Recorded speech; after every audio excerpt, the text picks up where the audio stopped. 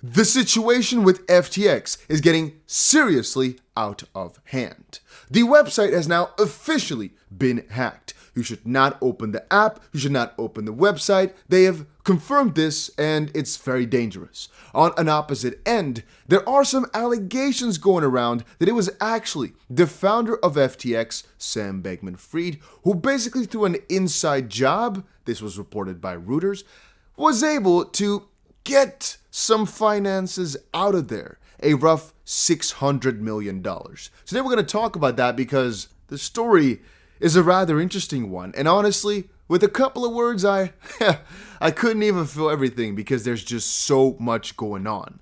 Because you know what? Even Elon Musk has now joined this battle. He went over to Twitter to state some stuff about this FTX debacle, and he also acknowledged that this is the most prominent thing going on in crypto Twitter right now. And he actually joined a live conversation with some crypto people on Twitter earlier, where he basically spoke out his opinion on the matter.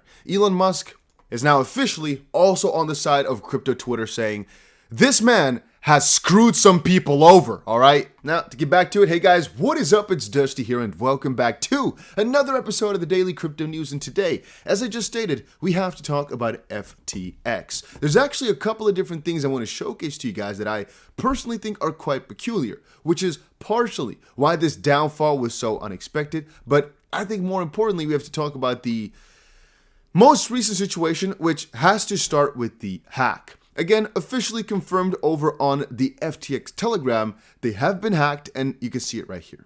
FTX has been hacked. The chat is open. Don't go to the FTX site, as it might download Trojans. Be careful. Don't open the app. Don't open the website. Nothing, all right? Just be very careful.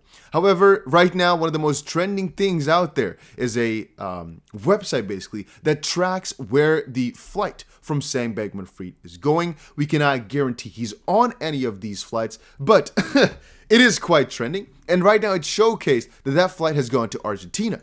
But that together with BitBoy and a couple of others stating things like this. SBF literally just hacked the remaining assets at FTX. Guarantee it's him. He's done this before. See my previous tweet. And the fact he has not been arrested already shows negligence of the Department of Justice, I guess, and the SEC. Do your freaking job.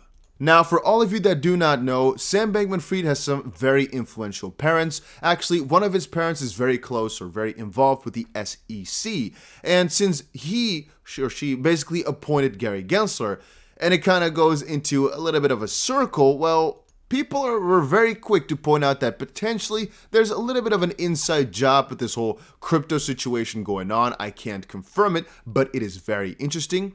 We'll talk about this in just a second.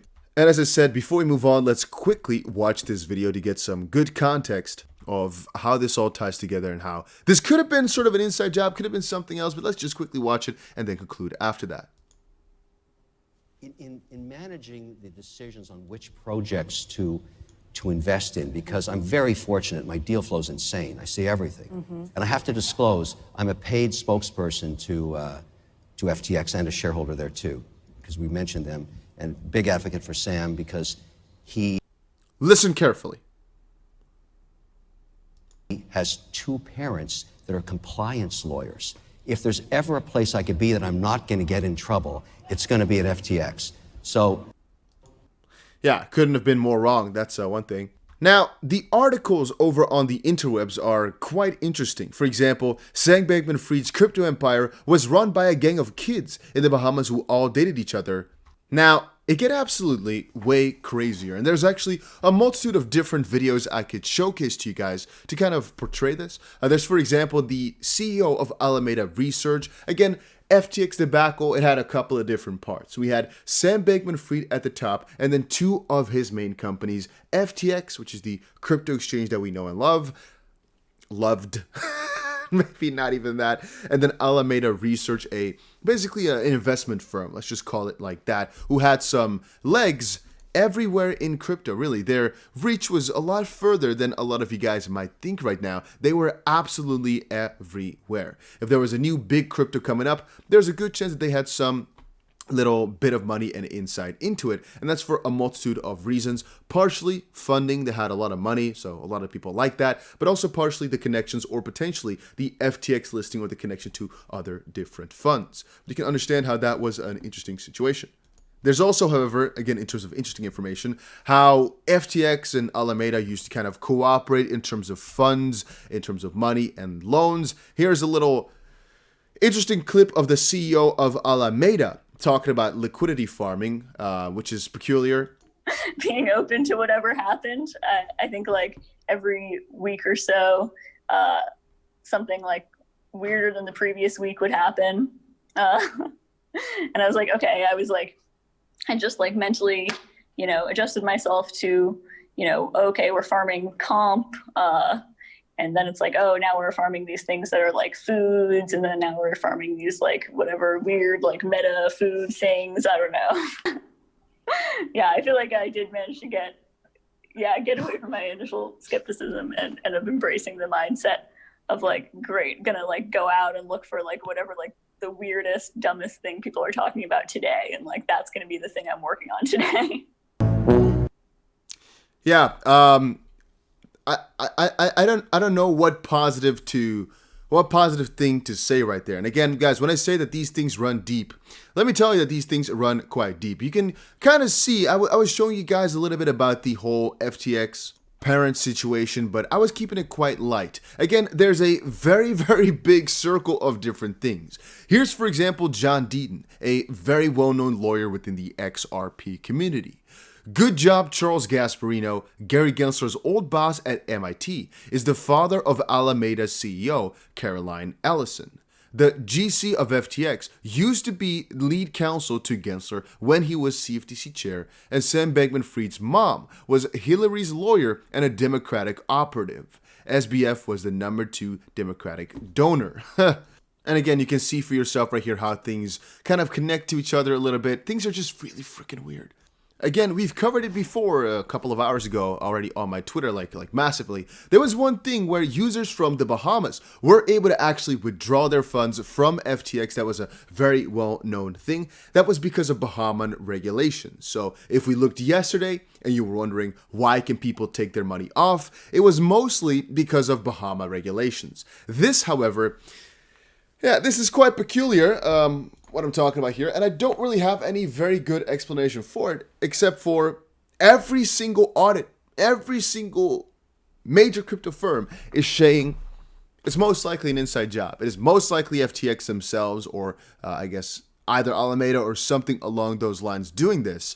And this story will most likely develop to quite a couple of different parts, because even Zach XBT is on the case saying this user is likely the FTX recovery side and not the attacker. They wouldn't be using a centralized exchange like that because, well, after FTX filed for bankruptcy, a Chapter 11, which means a reorganization, not completely going to the ground, and after that, FTX US also stopped withdrawals, things started to get pretty crazy, but it could, at the end of the day, be some efforts that they've just not communicated. I find that odd though, because most of the time here, Sam Bankman-Fried has been pretty outspoken, I'd say, about what type of endeavor is happening. But all I can see right now is, well, they filed on the Chapter 11 bankruptcy. Things are not doing too good for FTX US and FTX. And on their Telegram, they got hacked. The Telegram didn't get hacked. They showed and explained that the website and stuff got hacked. I'm personally wondering, however, why they're not letting go of some public statements right here saying, hey, we've been hacked, don't check out the website, don't check out anything. Or why leave out so much misinformation if it's untrue?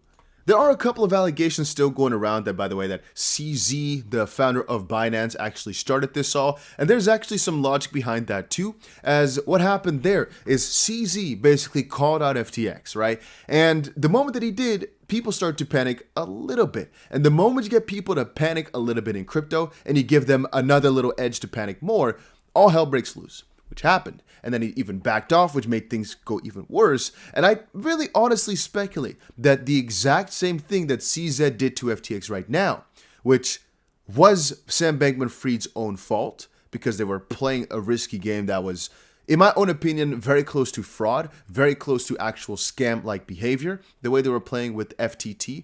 But that's a discussion for a different day. What he did to FTX right now with the negativity, which even though I think it's very transparent, I think it would have crashed nearly every single crypto exchange out there. And I honestly think Elon Musk stepped in right now to talk about the FTX situation. He basically also expressed some bullish thoughts on Doge earlier today, which was interesting. But he actually also shared a couple of other interesting pieces, like, for example, this. Yeah, I don't know how to make that even more funny. That was absolutely freaking hilarious. I don't know what else to tell you. That is just absolutely crazy. I think if Elon Musk, for example, were to do this to Binance, it could actually have the same effects, because any bank would be in the same situation where if everybody tries to get the money out, it just doesn't work. And if their finances were doing particularly bad that specific month, for example, or they're having some issues already, that could be that little drop that makes the emmer overflow, so to speak, right? And again, there's tons of discussions over on crypto Twitter about them being hacked and exactly how it went, why it was moved, how it was moved, all that yada, yada, yada. All I know as of this point is that things are very freaking sketchy, all right? Very freaking sketchy. At the end of the day, FTX cannot pay back their liabilities, or their liabilities, and Binance could not buy them because they were too much in the hole. We don't know exactly if all that was true from the get-go, or if it came to this because of some certain announcements made. We cannot know if this was Binance's insider plan to ruin the competition, because, well, if we look back at SBF's tweets, he basically said, well played, which was a very interesting move from him, potentially a jab to Binance's CZ for taking them all down. Again, at the end of the day, it could also be that this whole FTX situation, you know, if we, again, this was deleted as well, the competitor was trying to take them down. Maybe it's so much deeper than we think. Maybe it literally is just the whole SEC's plan to take down crypto. Maybe it is Binance who figured out the SEC's plan to take out crypto, and they combated it with some very suggestive mannerism, in some very suggestive mannerism. Maybe BitBoy's just a genius because he called out Sam Bankman-Fried a while ago already as well. And by the way, I'm going to try to get him onto the show again to talk about it. All we know is that a lot of the things that they did were just some absolute shenanigans, and people called them out. People did. Even this video, if you watch it right now, in hindsight, you'd be like, huh? Let's quickly watch it. Yeah, absolutely could pull it off without my math degree. Yeah, absolutely could pull it off without my math degree. Use very little math. Use a lot of elementary school math. Being comfortable with risk is very important. We tend not to have things like stop losses. I think those aren't necessarily great risk management. What? Tool. Trying to think of a good example of a trade where I've lost a ton of money. Well, I don't know. I probably don't want to go into specifics too much with that.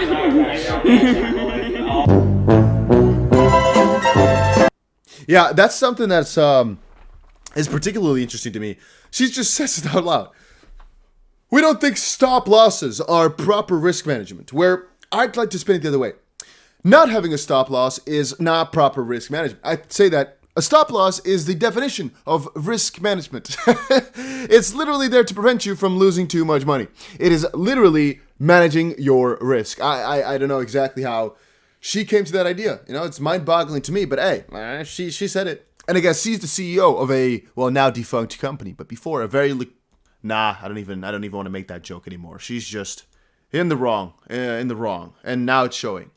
Again, the discussion is going very freaking deep because we don't know how big this rabbit hole actually goes. We don't know if this was all planned from the get-go. We don't know if this was literally done by the SEC to make them fail, right? Maybe literally this was all a plan. Sam Bankman-Fried has billions stored already through some very smart investments, for example. And maybe the SEC let them get to this stage just to wreck them in the end, because it's all connected to the politics and to the politics from the Democratic side and to the SEC from the parenting and things they've done. It's just, it makes a lot of sense if this is all an orchestrated effort. Even this guy here had some interesting thing to say about SBF. This is what I think of the bank man. And that was actually a little bit ago, before before this whole debacle went down, and that's kind of funny. Yeah, there were a couple of people that were very much right on the money. And now that I've gone through these crypto conferences, I'm hearing a lot of people that were basically saying this stuff before, but whom nobody listened to. And that's, like I said over on my Twitter, it is so difficult to speak out about all these things that are happening.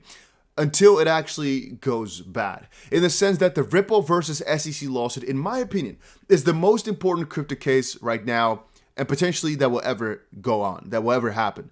Yet people are not really taking it too serious for some reason, but they most likely will the moment that it's too late. And that's why I keep telling people, focus on this case right now, and that is just to have influence. And places like Coinbase, they already joined in, but not too much. But places like Binance, I think also face a little obligation to just join on in and help face this battle. Because at the end of the day, if Ripple does end up losing, the entire crypto market is going to the shitters. There's almost no way around it. But yeah, that's my video for right now, guys. Hopefully you all enjoyed it. If you did, make sure you press the like button and subscribe. And I'll see you guys again in another crypto update. Hopefully later today, but we will see, because this is just absolutely crazy.